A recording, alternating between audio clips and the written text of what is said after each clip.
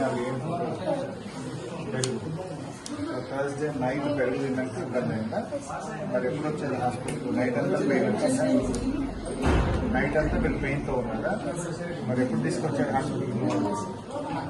నిన్న తీసుకొచ్చారు. వీళ్ళు ఎప్పుడు? మళ్ళీ అప్పటిదాకా నైట్ నుంచి 12 o'clock వరకు హాస్టల్లో పెయిన్ వస్తూ ఉంటే అట్లే ఉండాలి. మోషన్స్ అయినాయి. మోషన్స్ అయినాయి. ఎన్నిసార్లు అయినాయి? 6-7 times. ఎంతమంది స్టూడెంట్స్కి అయినాయి?